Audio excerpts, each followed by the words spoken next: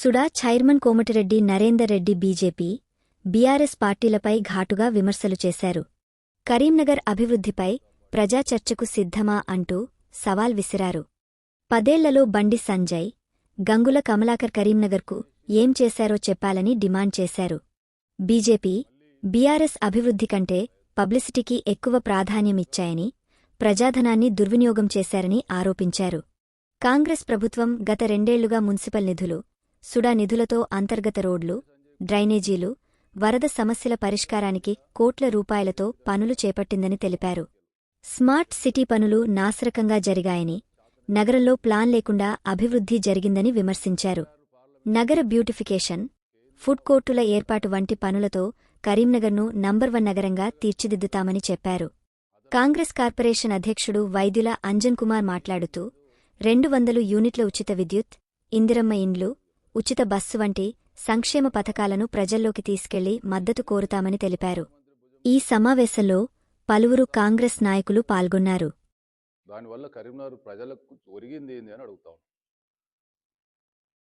సొంత డబ్బా కొట్టుకోవడం, ప్రజలను తప్పుదో పట్టియడం, సంచలన వ్యాఖ్యలు చేయడం, ఇంతకు మించి బండి సంజయ్ కుమార్ గారికి ఇంకా ఏమన్నా ప్రజలకు లాభం జరిగే పని చేసిందా అని అడుగుతా ఉన్నాం. కేంద్ర హోంశాఖ సహాయ మంత్రిగా ఉండి ఒక్క ప్రాజెక్టు తీసుకురాకుండా, కనీసం యువతకు ఉపాధి కల్పించే ఒక్క పని చేయకుండా ఇవాళ ఏం ముఖం పెట్టుకొని ఓట్లు అడుగుతారని చెప్పి అడుగుతా ఉన్నాం. స్మార్ట్ సిటీకి సంబంధించిన అది దేశవ్యాప్తంగా మరి సెలెక్ట్ అయినటువంటి పరిస్థితులలో ఆనాడు 2014 కంటే ముందు కాంగ్రెస్ ప్రభుత్వం చేసినటువంటి డెవలప్మెంట్ ద్వారా ఇలా సెలెక్ట్ అయితే దాన్ని కూడా అశాస్త్రీయంగా మేము ఆనాడు మొత్తుకున్నాం. స్మార్ట్ సిటీ పనుల్లో అశాస్త్రీయంగా జరుగుతూ ఉన్నాయి. అదేవిధంగా 30 ఫీట్ల రోడ్లు, 40 ఫీట్ల రోడ్లలో ఫుట్పాత్లు, బార్కేడ్లు,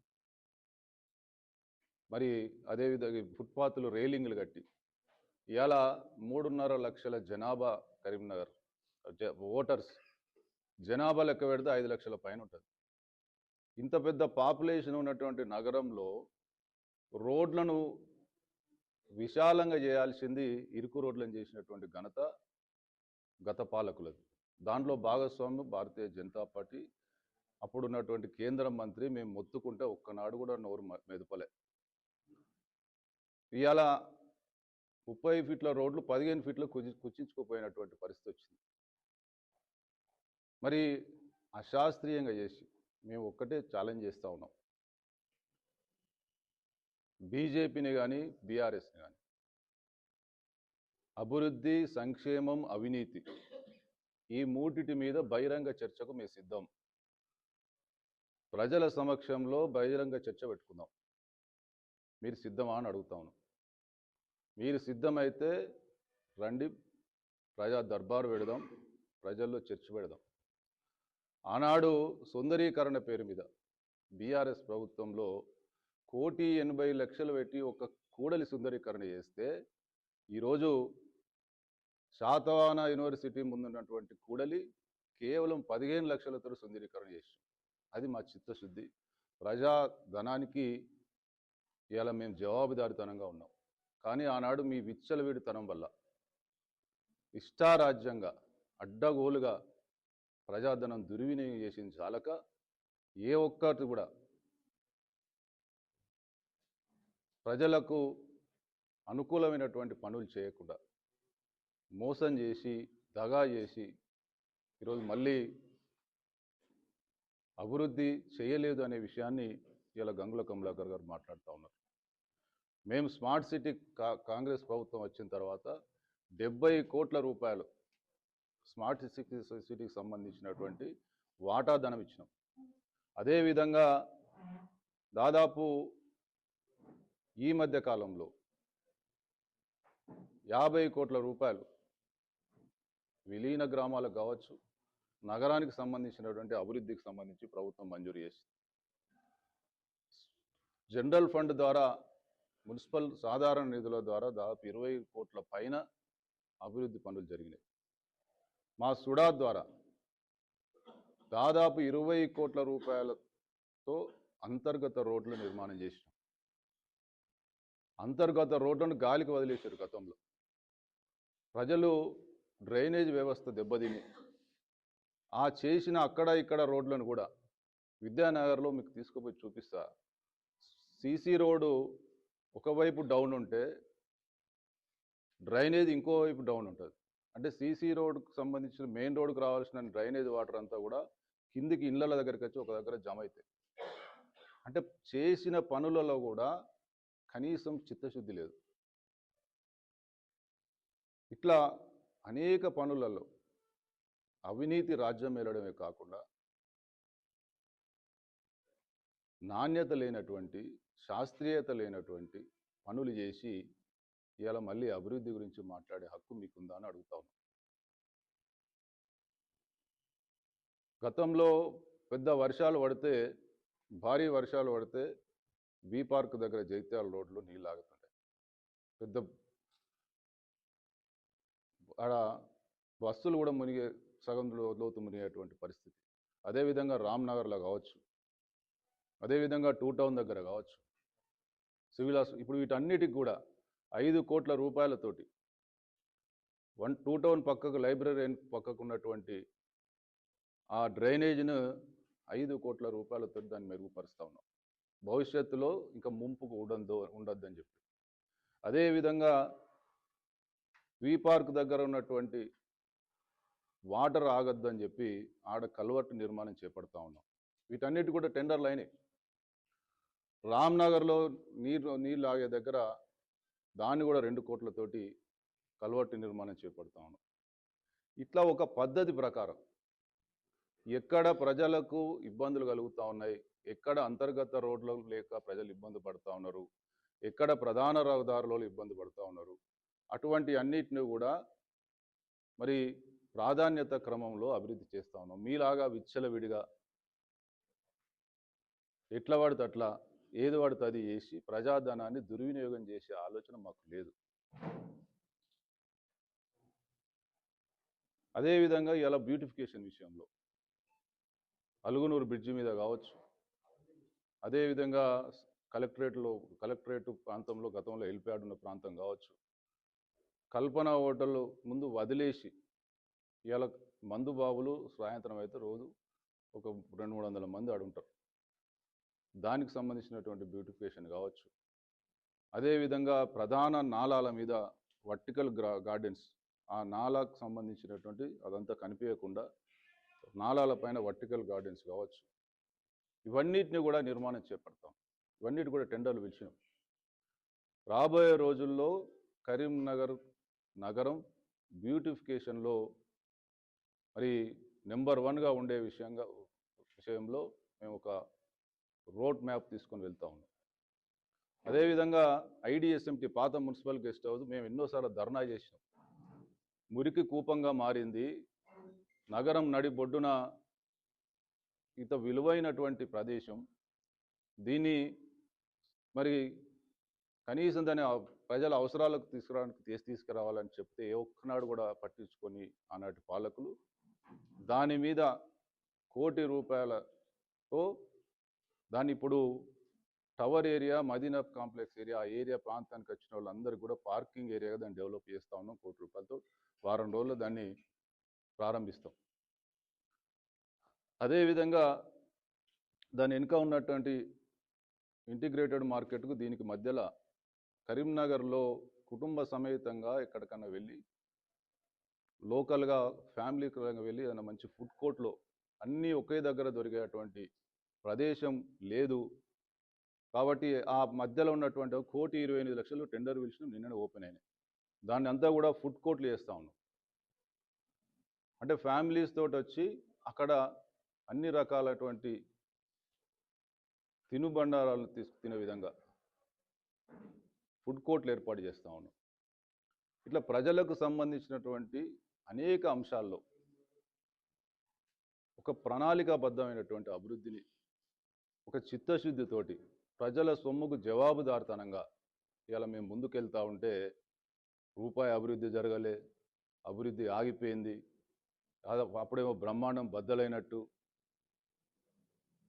ఇప్పుడు మేమేదో పట్టించుకున్నట్టు బీఆర్ఎస్ నాయకులకు మాకు ఉన్న తేడా ఆనాడు ప్రజాధనానికి జవాబుతనం లేకుండా ఇష్టారాజ్యంగా ఇష్టం వచ్చినట్టు రూపాయిది 10 రూపాయల టెండర్లు పెట్టి జేబులు వేసుకొని ప్రజాధనం దుర్వినియోగం చేసి ఇదే అభివృద్ధి అని చూపించారు ఆనాడు. కానీ చిత్తశుద్ధితోటి కడుపు కట్టుకొని జవాబుదారితనంగా ఇలా మేము పనిచేస్తూ ఉన్నాం. ప్రజలను ఒక్కటే కోరుతా ఉన్నాం, దున్నపోతు గడ్డేసి బర్రెపాలు వెండితే రావు అనే చోట శాస్త్రం ఎట్లయితుందో ఈరోజు బీఆర్ఎస్ పార్టీ గత పాలన చూసిండ్రు. ఇంకా 10 సంవత్సరాలు కూడా, ఇంకా 20 సంవత్సరాలు కూడా వాళ్ళు అసలు వాళ్ళ కథే ముగిసింది. కాబట్టి బీఆర్ఎస్ని కానీ కేవలం మాటలతో నడిపించే బీజేపీని కానీ కేంద్రంలో అధికారంలో ఉండి రూపాయి నిధులు తీసుకురానటువంటి భారతీయ జనతా పార్టీ ఒకవైపు ఉంది. ప్రజాధనం దుర్వినియోగం చేసి ప్రజలను మోసం చేసి అనేక సంక్షేమ పథకాలు మాటలతో తప్ప ఎక్కడ కూడా చేతలు చూపియని, ఒక్క డబుల్ బెడ్రూమ్ ఇల్లు కట్టియని పార్టీ ఒకవైపు ఉంది. ఈరోజు అనేక సంక్షేమ కార్యక్రమాలు తీసుకెళ్తా ఉన్నాం, దాంతోపాటు అభివృద్ధిని తీసుకెళ్తా ఉన్నాం. అందుకే చెప్తా ఉన్నాం, మేము మీకు ఏమాత్రం దమ్ము ధైర్యం ఉంటే బహిరంగ చర్చకు సిద్ధం కండి. అభివృద్ధి మీద మీరిచ్చినటువంటి హామీలు ఆనాడు ఏం అమలైనవి, మేమిచ్చిన హామీలు ఏం అమలవుతూ ఉన్నాయి, మీరు చేసినట్టు అవినీతి భాగవతం ఏంది, మేము చేస్తున్నటువంటి అభివృద్ధి ఏంది, వీటన్నిటి మీద బహిరంగ చర్చకు రండి. ప్రజలే న్యాయ నిర్ణేతలు, ప్రజల ముందే ఎవరేందో తెలుసుకుందామని చెప్తా ఉన్నాం. కేవలం 2 సంవత్సరాల ప్రజాపాలన ద్వారా ఓటు అడిగే హక్కు ఒక కాంగ్రెస్ పార్టీకే ఉంది, కాంగ్రెస్ ప్రభుత్వానికే ఉంది. ఒక్క డబుల్ బెడ్రూమ్ ఇల్లు కట్టియలేని వాళ్ళు ఏ ముఖం పెట్టుకుని ఓట్లాడుతారని చెప్పి అడుగుతా ఉన్నాం. ఇలా నగరంలో, ఈ నియోజకవర్గానికి సంబంధించి నగరంలో 3500 ఇళ్లకు దాదాపు 2000 ఇండ్లు ఇలా ముగ్గులు పోసిన పనులు నడుస్తూ ఉన్నాయి. అదేవిధంగా గతంలో ఏ విధంగా అయితే అసలే భూమి లేని వాళ్ళకు చింతకుంటలో, బద్దిపల్లిలో, వెలిశాలకు సంబంధించి ఏ విధంగా అయితే ఇందిరమ్మ ఇల్లు కట్టించినామో సెకండ్ ఫేజ్లో మరి భూమి లేని వాళ్ళందరికీ కూడా ఇండ్లు కట్టియడానికి ఈరోజు ప్రభుత్వం సిద్ధంగా ఉంది. ఎంతమంది ఇండ్లు లేని, ఇప్పుడు మొదటి దఫాలో ఈ భూమి ఉన్న వాళ్ళందరికీ ఇండ్లు కట్టిస్తూ ఉన్నాం. రెండో దఫాలో భూమి లేని వాళ్ళకి, మూడో దఫాలో భూమి లేని వాళ్ళందరికీ కూడా ఇండ్లు కట్టియడానికి ప్రభుత్వం చిత్తశుద్ధితో ముందుకెళ్తా ఉంది. కాబట్టి ప్రజలను ఒకటే కోరుతా ఉన్నాం, సంక్షేమం వైపు, ప్రజల సంక్షేమం వైపు ఇలా ప్రభుత్వం రేవంత్ రెడ్డి గారు, ముఖ్యమంత్రి గారి నాయకత్వంలో కాంగ్రెస్ ప్రభుత్వం ఆలోచన చేస్తూ ఉంది. అటువంటి ప్రభుత్వాన్ని ఆదరించేటువంటి బాధ్యత, మీ సంక్షేమం కోసం పాటుపడుతున్నటువంటి కాంగ్రెస్ ప్రభుత్వాన్ని భారీ మెజార్టీతో గెలిపించాలన్నటువంటి బాధ్యత ఈ ప్రజల మీద ఉంది. అదేవిధంగా ప్రజల పైసకు జవాబుదారీతనంతో పనిచేస్తున్నటువంటి ఈ ప్రభుత్వాన్ని విజ్ఞులైనటువంటి ప్రజలు, మేధావులు, కరీంనగర్లో మరి ఎంతోమంది ఉంటారు, ఉద్యోగస్తులు, ఇటువంటి ప్రభుత్వాన్ని మీరు భారీ మెజార్టీతో గెలిపిస్తే రాబోయే రోజుల్లో ఇంకా పెద్ద ఎత్తున అనేక కార్యక్రమాల ద్వారా ఈ నగరాన్ని అభివృద్ధి చేస్తాం. పొరపాటున ఏ ఒక్కరో ఇద్దరో ఇతర పార్టీలో గెలవడం వల్ల ఆ డివిజన్లకు, ఆ ప్రాంతానికి మరి వారితో కలిసి పోరాటం చేయడం తప్ప ఒరిగింది ఏమీ లేదు అని చెప్తా ఉన్నాం. ఆ అవినీతి పరులైనటువంటి ఇతర పార్టీకి సంబంధించినటువంటి అభ్యర్థులను మీరు బుద్ధి చెప్పాల్సినటువంటి అవసరం ఉంది.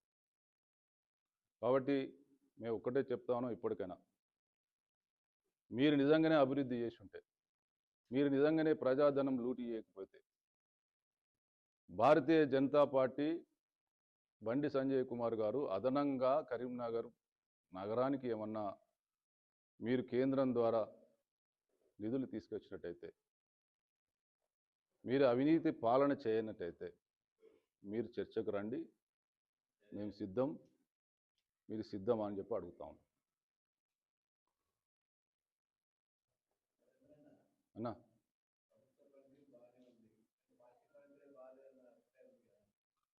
పార్టీ పనితీరు ఎందుకు బాగలేదు? పార్టీ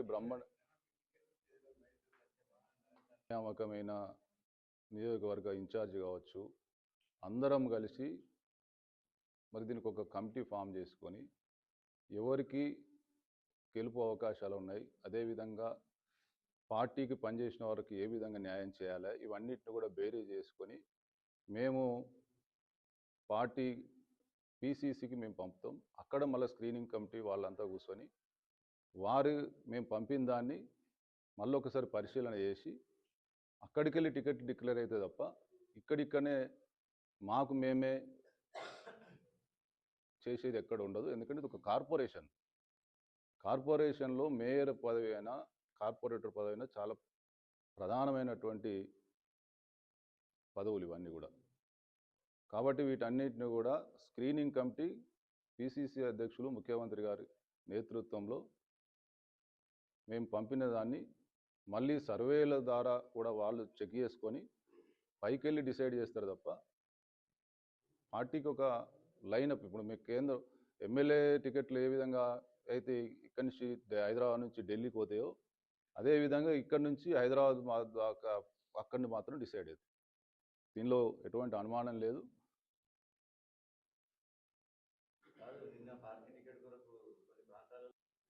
మా గతంలో కొన్ని సంవత్సరాల నుంచి పనిచేస్తున్నటువంటి నాయకులు వేరే వారికి ఎక్కడైనా టికెట్ అనౌన్స్ చేస్తారేమో అన్నటువంటి అనుమానంతో కొంత జరిగిన మాట వాస్తవం. కానీ దీంట్లో ఎవరు కూడా అనౌన్స్ చేసే హక్కు కానీ అనౌన్స్ చేసే